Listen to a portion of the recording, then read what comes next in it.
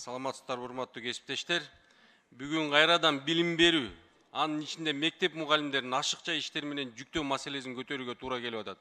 Акыркы жумадан бери мугалимдерден жана ушу мектеп директорлорунан көп кайрылуулар келип түшүп атат. Менин дарегиме алар билим берүү министрлигинин буйругу менен ишке киргизилген электрондук мектеп деген система боюнча көп маселелер жаралып жатат. Бул маселени мен дагы карап чыгып, 3 көйгөйлүү маселеге туш келип атабыз. Мен жеке оюм боюнча ушул маселелерди айтып кетсем, Алмазбек Акымжанович, биринчи маселеси болсо бул мугалимдердин класстык журналы деген электрондук системаны да толтуруу менен иш жүзүндө бири-бирин кайталаган жумуш болуп атат.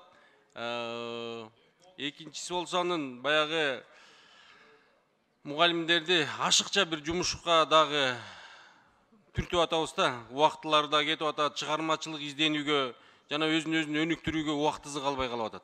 Эки жумушту аткарып атат. Класстык журнал дагы электрондук системаны да киргизишип атат да. Бул экинчи маселеси болсо, мектептерде ар кандай курактагы санариптик жөндөмдөрү ар түрдүү деңгээлде мугалимдер эмгектенет.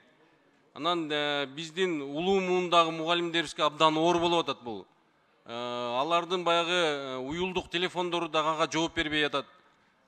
Киргизгенге оор болгонуна байланыштуу мына кайрылышып атат да. Үчүнчү маселеси болсо, бул программанын иштеп анан сбой бергенде бул кайрадан толтурууга мажбур кылып атат да мугалимдерибизди.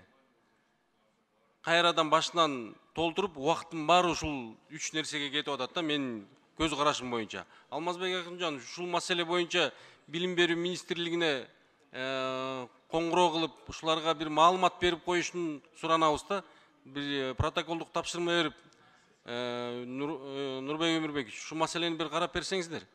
Анткени себеби дегенде бүгүнкү күндө бул иш системасын киргиздик дагы, бирок биз аларга шарт түзбөй жатабыз да. Биз биринчи системаны жакшылап коюп, баягы мугалимдерибизди окутуп, анан кийин ишке берсек абдан жакшы болмок. Туура бүгүнкү күндө санариптештирүүгө барыш керекпиз. Албетте, бирок бардығын ишти, дыкат ишти, баягы системаны коюп алып туруп анан барсак жакшы болмок да. Биз жөн эле кыйнап атабыз да дагы мугалимдерибизди.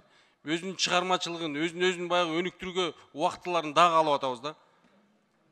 Рахмат.